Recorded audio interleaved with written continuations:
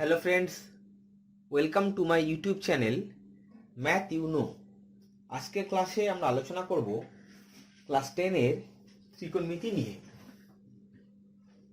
দেখো, ত্রিকোণমিতি সবসময় হবে সমকোণী ত্রিভুজের ক্ষেত্রে। সমকোণী ত্রিভুজ ছাড়া আমরা ত্রিকোণমিতি করতে পারবো না। তাহলে সমকোণী ত্রিভুজ কাকে বলে? ধরো এই একটা আমরা সমকোণী ত্রিভুজ আঁকছি। সমকোণী ত্রিভুজ কাকে বলে? প্রথম, সমকোণী ত্রিভুজ হচ্ছে যে ত্রিভুজের একটি কোণ সমকোণ বা 90 ডিগ্রি, তাকে আমরা বলবো সমকোণী ত্রিভুজ।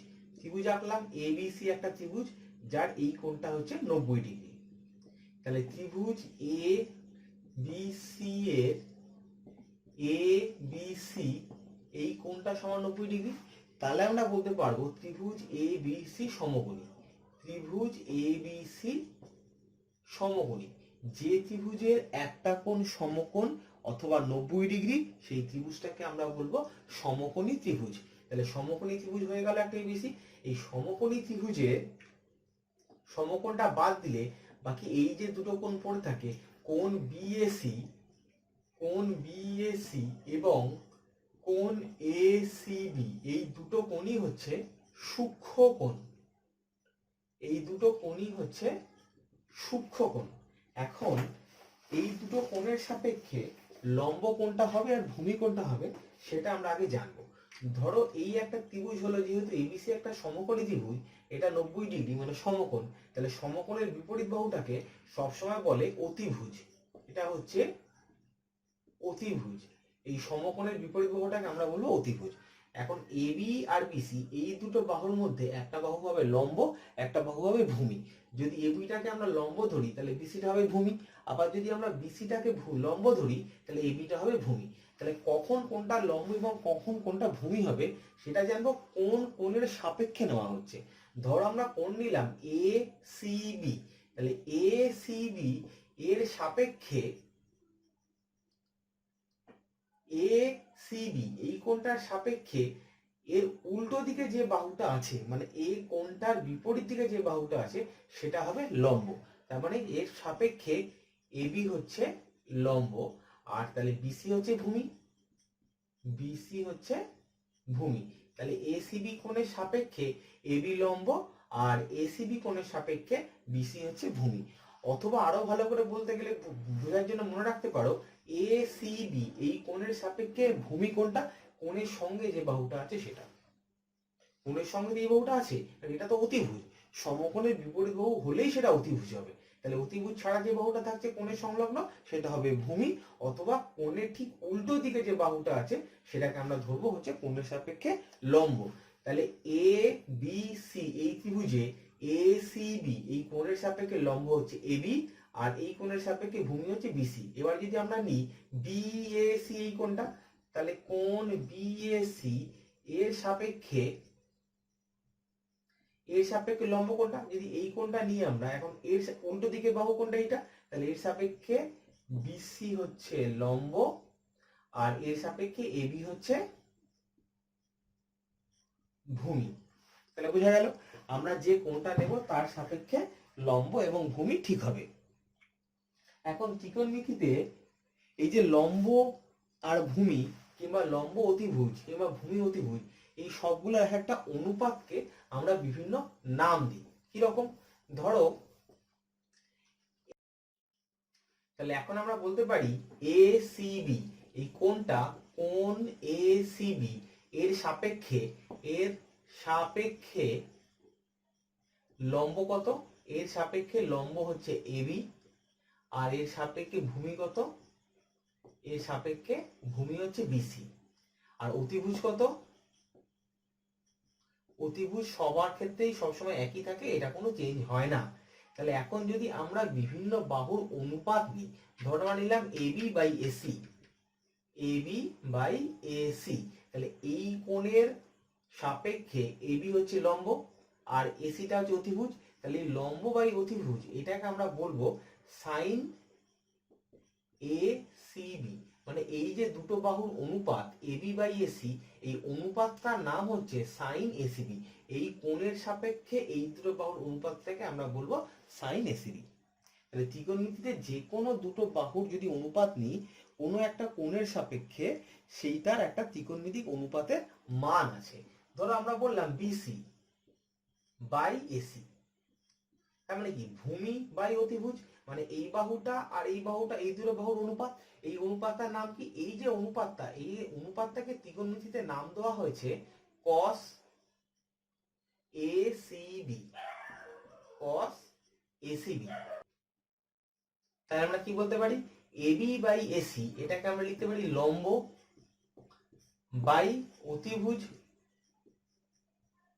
তাহলে কোনো একটা সমকোণী ত্রিভুজ এবিসি আছে, যার এসিবি এই কোণটার সাপেক্ষে এটা লম্ব আর অতিভুজ, এই অনুপাতটাকে, লম্ব আর অতিভুজের অনুপাতটাকে আমরা বলতে পারি সাইন এসিবি, এই কোণের সাপেক্ষে। তাহলে এই কোণের সাপেক্ষে এটা কত হবে?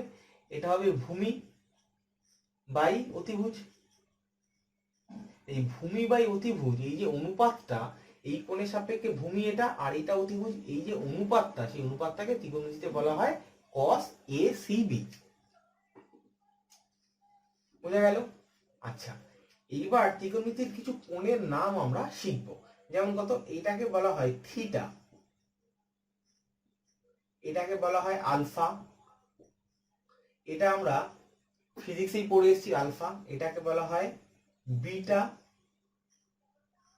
এটাকে বলা হয় গামা,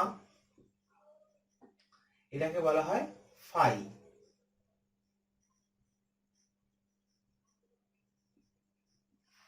এই পাঁচটা কোণ মোটামুটি আমাদের লাগবে, বাদ বাকি কোণগুলো আমরা আরো উঁচু ক্লাসে শিখব।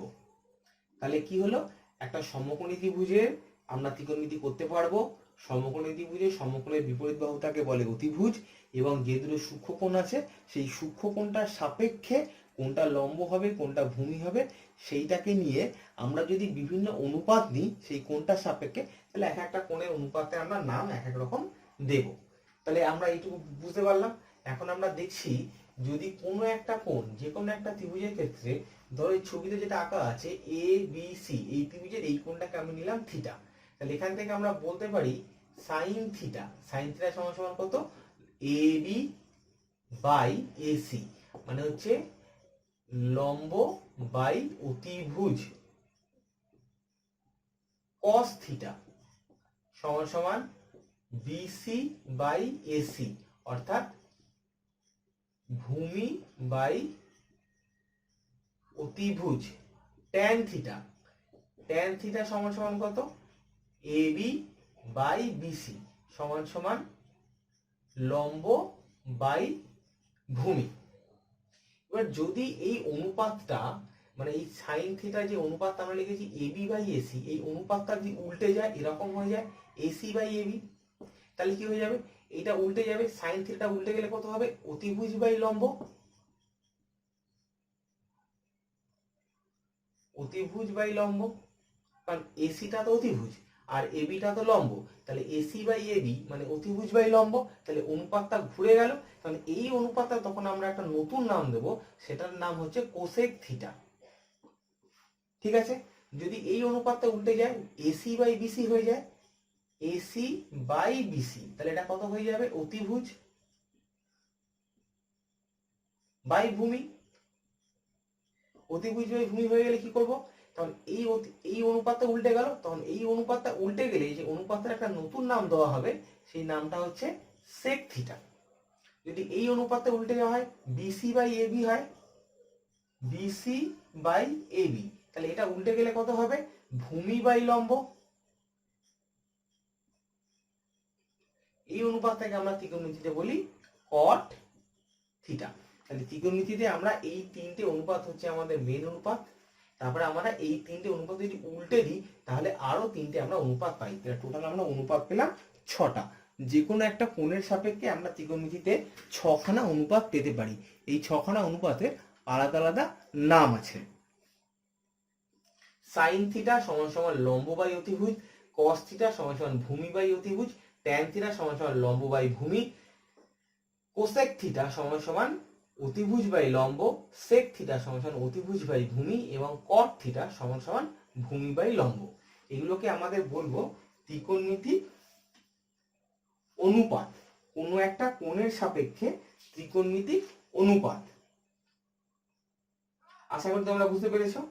এইবার দেখো এখানে আমরা পেয়েছি sine theta equal to AB by AC, আবার এখানে সাইন থিটাকে উল্টে দিয়েছি, তাহলে এসি বাই এবি পেয়েছি।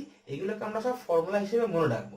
এবার তাহলে আমরা কি বলতে পারি, sine theta into cosec theta. তাহলে সাইন থিটা সমান আমাদের কত পেয়েছি, সাইন থিটা আমরা পেয়েছি AB by AC, AB by AC into, আর কোসেক থিটা পেয়েছি কত, এসি বাই এবি, এটা হচ্ছে এসি বাই এবি। তাহলে গুণ করলে কেটে কুটে গিয়ে 1 হয়ে গেল। তাহলে আমরা কি বলতে পারি, sine theta into cosec theta equal to 1। তাহলে আমরা পেলাম কত, sine theta into cosec theta equal to 1। তাহলে এখান থেকে আমরা বলতে পারি therefore sine theta equal to 1 by cosec theta. তাহলে সাইন থিটা আর কোসেক থিটার সম্পর্কটা কি, যেহেতু সাইন থিটা এবং কোসেক থিটা গুণ করলে 1 হয়, তাহলে আমরা বলতে পারবো সাইন থিটা এবং কোসেক থিটা পরস্পর অনন্য। সাইন থিটার অনন্যক হচ্ছে কোসেক থিটা এবং কোসেক থিটার অনন্যক হচ্ছে সাইন থিটা। তাহলে একইভাবে আমরা এখান থেকে বলতে পারি cos theta into sec theta equal to 1। আমরা একইভাবে আবার বলতে পারি tan theta into cot theta, সেটা সমান সমান 1। তাহলে কস থিটা আর সেক থিটার সম্পর্ক কি, কস থিটা আর সেক থিটা হচ্ছে পরস্পর অনন্য, ট্যান থিটা আর কট থিটা হচ্ছে পরস্পর অনন্য। এবার আমাদের জানতে হবে এই, তাহলে দেখো এইখানে একটা সম্পর্ক আমরা পাচ্ছি, সাইন থিটা হচ্ছে এবি বাই এসি। তাহলে যদি এই দুটোর মান আমরা জানি তাহলে সাইন থিটার মান পেয়ে যাব, অথবা যদি সাইন থিটার মান আমরা জানি তাহলে এবি বাই এসি এই অনুপাতার মান পেয়ে যাব। তাহলে ত্রিকোণমিতিতে যে কোনো একটা কোণের মান আর যে কোনো একটা বাহুর মান দিয়ে দিলে আমরা অন্য বাহুগুলোর মান খুঁজে বার করতে পারি। এবার আমরা চলে যাচ্ছি কিছু অঙ্কের ক্ষেত্রে। কিরকম অঙ্কের ক্ষেত্রে, এইগুলো তোমরা একটু নোট করে নাও। আচ্ছা,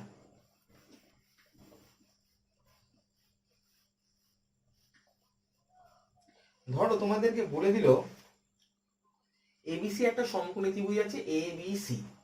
এই সমকোণী ত্রিভুজটায় এবি সমান 10 সেন্টিমিটার। এবিসি একটা সমকোণী ত্রিভুজ আছে যার ত্রিভুজ এবিসি এর এই যে ছবিটাকে, এই ছবিটাতে কোণ এবিসি এই কোণটা সমান সমান 90 ডিগ্রি। আর কি বলে দিয়েছে, এসি সমান সমান 10 সেন্টিমিটার। এসি মানে হচ্ছে অতিভুজ, অতিভুজ সমান সমান 10 সেন্টিমিটার। ভূমি বিসি সমান সমান, ভূমি বিসি সমান সমান 8 সেন্টিমিটার।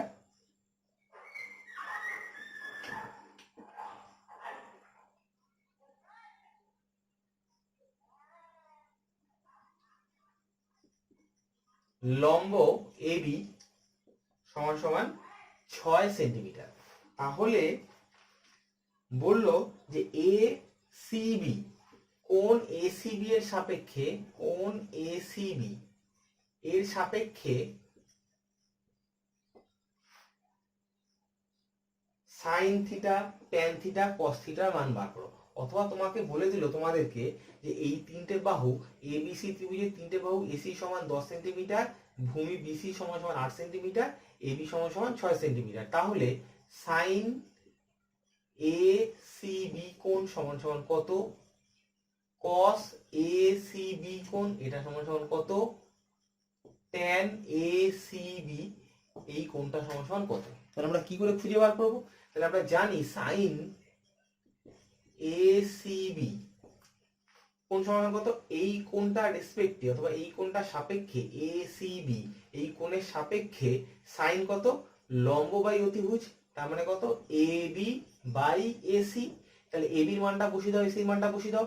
এবি সমান সমান কত আমরা জানি, এবি মানে লম্ব সমান সমান 6, আর এসি, এসি মানে কত 10। যেহেতু এটা দুটোর অনুপাত তাহলে এর কোনো একক থাকবে না, ঠিক আছে, শুধুমাত্র একটা সংখ্যা হবে। তাহলে কাটাকুটি করলে কত হচ্ছে, c/5। তাহলে সাইন এসিবি এর মান কত বেরোলো, সাইন এসিবি সমান সমান, সাইন এসিবি সমান সমান 3/5। সবাই নিশ্চয়ই বুঝতে পেরেছো। এবার আমরা বার করছি cos, অতএব cos এসিবি সমান সমান কত, cos এসিবি এই কোণটা রেসপেক্টে cos কত, ভূমি বাই অতিভুজ, তার মানে বিসি বাই এসি। বিসি মানে কত, এখানে বিসি বলে দিয়েছি 8 সেন্টিমিটার, বাই এসি মানে কত 10 সেন্টিমিটার, কাটাকুটি করলে হয় 4/5। তাহলে আমরা কি পেলাম, cos ACB সমান সমান কত 4/5। এবার নিচে tan ACB, therefore tan ACB, মানে এই কোণটার সাপেক্ষে tan কত ACB, tan ACB মানে কত লম্ব বাই ভূমি, তার মানে AB বাই BC। AB কত, AB বলে দিয়েছে 6 সেন্টিমিটার, বাই BC মানে কত 8 সেন্টিমিটার, কাটাকুটি করলে হচ্ছে 3/4। তাহলে tan ACB সমান সমান কত 3/4। তাহলে নিশ্চয়ই তোমরা বুঝতে পেরে গেছো। তাহলে কোনো একটা ত্রিভুজের যদি তিনটে বাহু দেওয়া থাকে তাহলে সেখান থেকে আমরা কোন একটি কোণের সাইন, কস, ট্যান সবকিছু আমরা খুঁজে বার করতে পারবো।